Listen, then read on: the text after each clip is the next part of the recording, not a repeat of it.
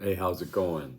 Problem solvers. This is a extra video I'm doing for in module 2 to talk about some, as I call them, housekeeping items, as well as some things about formatting and, as I've mentioned to many of you, if not all, pro tips, I guess, dealing with this instructor. We all have our quirks, don't we? Okay, starting off, I'm going to post a announcement with it that coincides with it. You can see some of the stuff in writing, and I'll elaborate on some of these things. Okay, um, if you decide to revise and resubmit a paper, just know that I always endeavor to try to score the last one, as long as it's within the due date period. Let's say that some of you might have submitted a paper for module 2. You watch this video, you go, oh my gosh, I got to correct some things. Go ahead and resubmit an entire paper, and I'll only look at the last one, okay, as long as it's in before the due date expires. How's that? That's fair enough, right? If anything slips past, let me know. All right.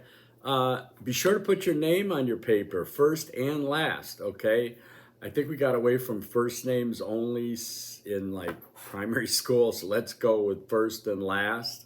I appreciate that it's helpful on the paper. So when I open it up, boom, I see whose it is. Cover pages, totally optional.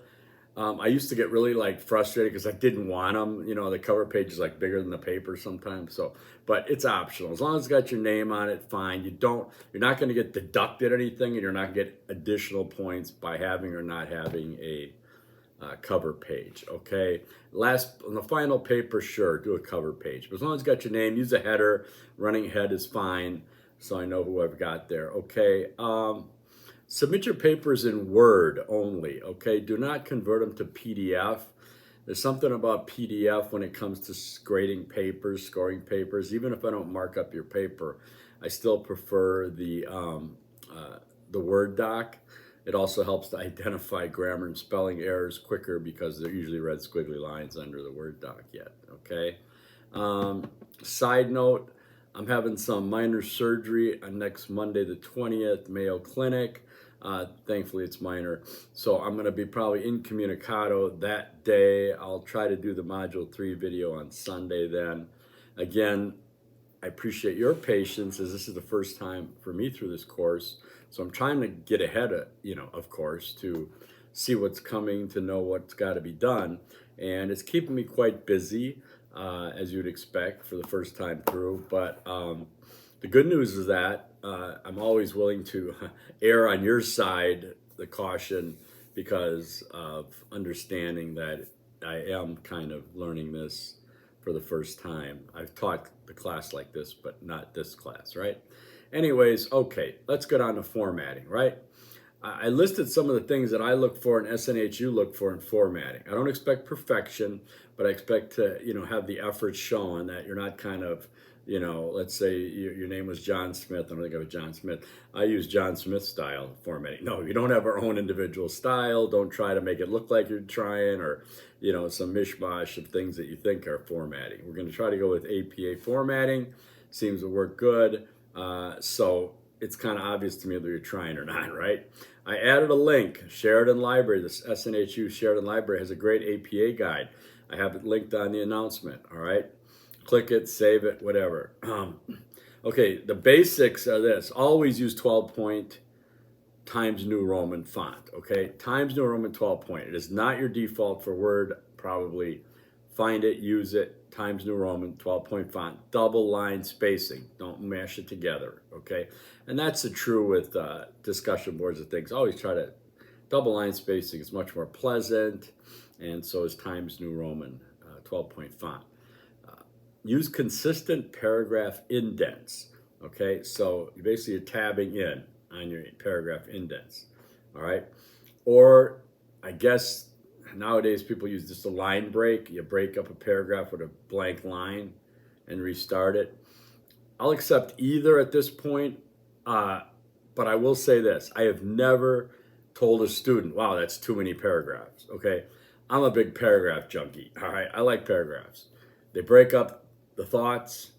Don't try to just give me long paragraphs, just I'd rather have you break it up more than you think than not enough, okay? That's just my preference, and it's most preference of most people who read like to have multiple paragraphs to see, to better comprehension for the work, right? Okay, for in-text citations, I put check out this link below. I'm sorry, you know what, one of the things, I got like a sinus thing going on.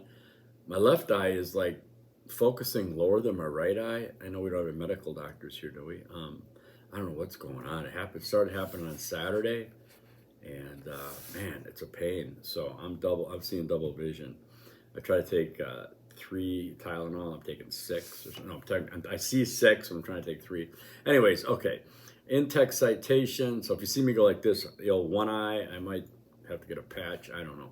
In-text citations. Check out that link. You'll see how to do them in text. It's important. Hard for me to explain it here. I'm not going to hold anything up. In-text citations. It's essentially the basics and the most important thing, and my pet peeves. In-text citations are in parentheses, and they come before the punctuation. You don't write a quote and then put period and then put the citation. That tells me that citation is starting the next sentence. You want to put the citation after the quotation marks, before the period or whatever you had at the end there, okay? Whatever the punctuation is. So it comes in there. It's parentheses. Basically starts with the author's last name only, comma, the year, okay? Now, if it's an exact quote, then you put page numbers in there. But check out that link. You'll see examples. Those are very basic. If you can get that much in your in-text citations, bravo. That's what I'm asking, okay? I'm not as worried about other things, but parentheses before the punctuation, all right? After the quotation mark. There's examples in there about when you paraphrase, and when you paraphrase, you need to use the source, okay? Remember, we've got Turnitin that shows if your paper is 35% the work of others, well, take a look and see why that is. I'm not saying it's bad if you're citing enough of it, okay? But if it's 35%, you got like one citation in there, we're gonna have problems, right? Because then I hate to use the P word, but that's plagiarizing, right? All right. Your reference list. Okay, that's what's on the bottom. It's called references. Notice that the SNHU library has a great page on that as well, on the reference list. And let me see. Oh, I did put the bullet points in the announcement, but I'm going to add the link also. And that is very important. Is you start the reference list on a new page, okay? I don't care if you end up 2 lines in on a new page, you go to the next one, right? Okay, it's always a new page. Start on a new page, okay? After the main body. It should be called references. Boom, that's it. Center, bold, center on the page. I really like how they're doing this because I got to admit it, ASU would never had anything like that. This is clear, okay? So don't use works cited, don't use works, don't use citations, use references, okay? Double line space all references and use a hanging indent for all references. Do you know what a hanging indent is? Some people call it hanging paragraph form, hanging indent form, okay? If you don't know and this doesn't help you, then give me a call or we'll set something up. Basically is you highlight let's say you have a 3-line source, about the book and the author and everything. And by the way, the order of all that stuff is important and you look at the guide to get that. And once you get all this, you'll never have to look again because you'll know how to do it. It's like me teaching this class. Once I get through it, I'll know how to do it, and then all these other students after you are going to benefit from that. But in the meantime, I'm going to let you benefit the fact that I'm new and you're new. So, okay. Now, so what you do is you highlight your reference. Let's say it's all 3 lines. You right-click on it, and you're going to open a window. And then you go to paragraph, and it's going to open a drop-down. And it'll say hanging. You click that hanging, and all of a sudden, your first line will stay left aligned, and the other subsequent lines will all get tabbed in. That's hanging paragraph. If it's just 1 line, then it'll stay left aligned. If it's 2 lines, the first one will be left aligned, second one will be indented. That's how you do it. Don't try to do it manually. use the right-click method and hanging paragraph method. Works great, very easy once you know how to do it, right? Okay, so I want to make sure that you do use sources, okay? The more sources you use is better, kind of, because don't think I've ever said you use too many sources. But I want to make sure your sources are appropriate and academic, okay? You stay away from generic sites, okay? Like I use dictionary.com here. Don't use that. Forbes.com, encyclopedia.com, Investopedia. Anything with a pedia, do not use.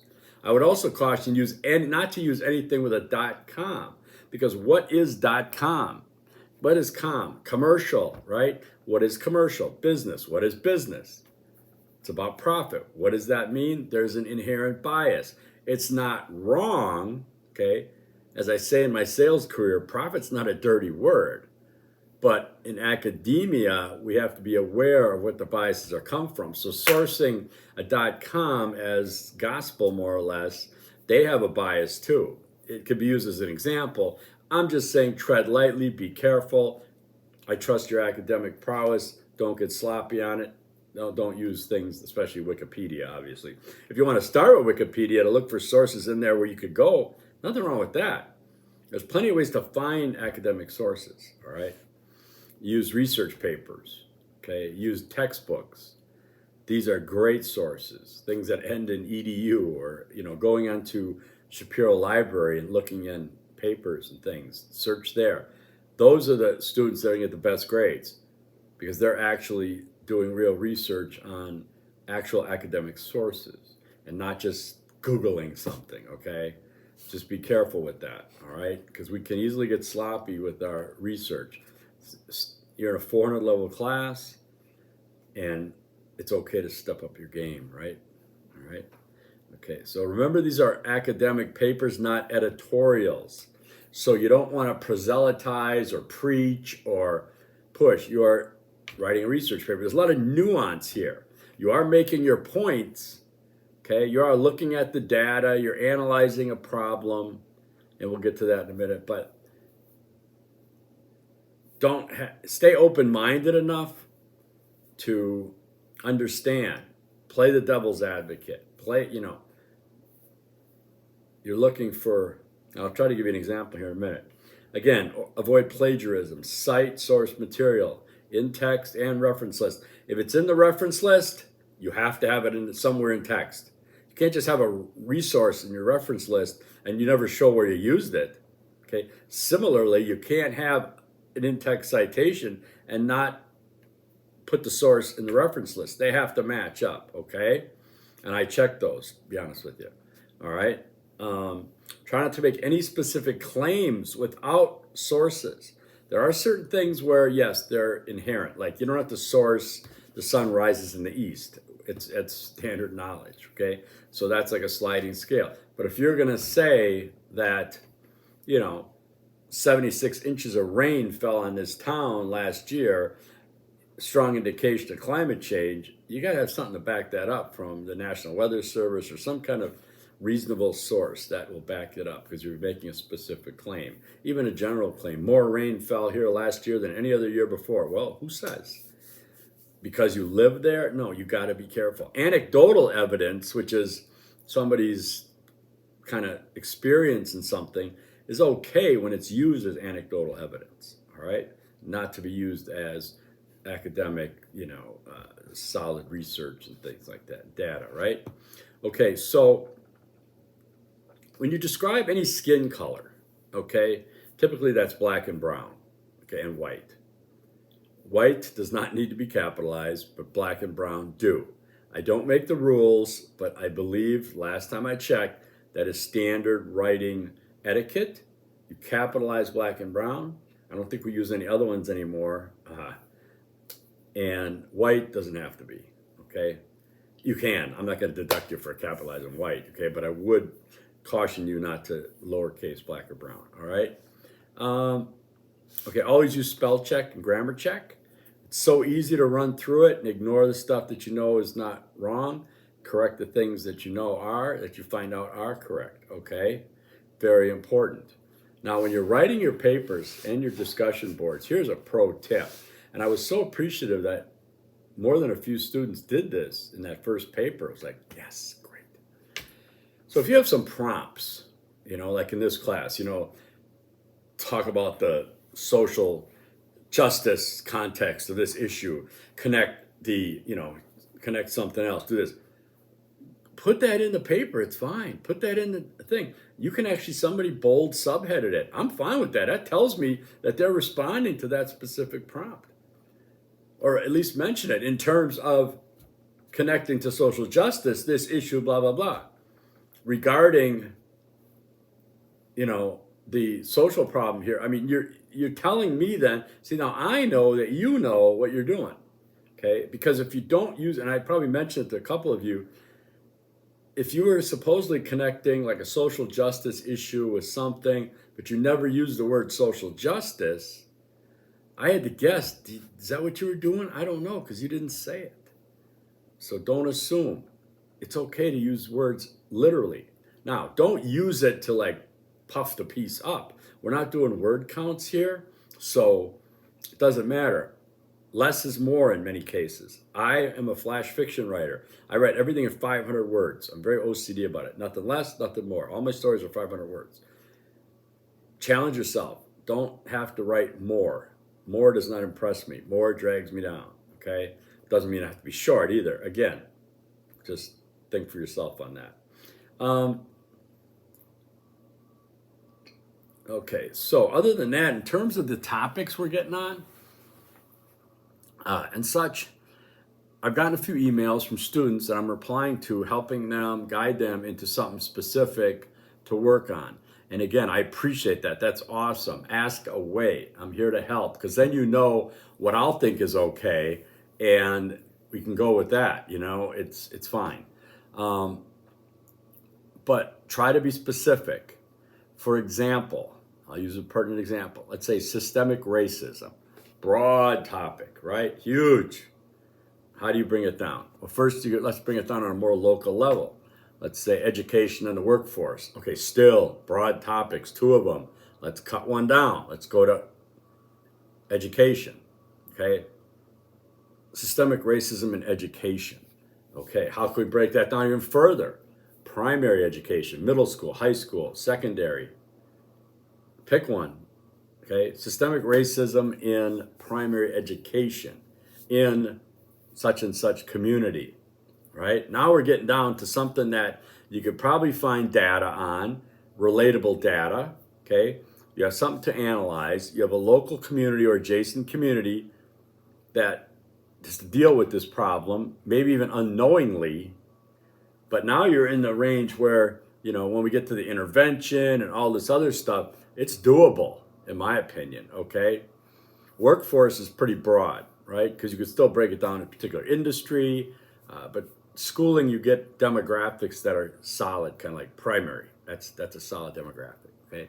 You deal with school budgets and politicians, and systemic racism could be prevalent in there depending on how the funding is going. And then you get into topics like, the old critical race theory and what's happening. I just read a story, I can't remember where it was out of Texas or someplace. A woman was elected to her board of education locally, and she was conservative, and she made it a point in her campaign. I'm not judging either way, I'm just telling what happened. The campaign, that she was going to go in there and fix that up, that curriculum.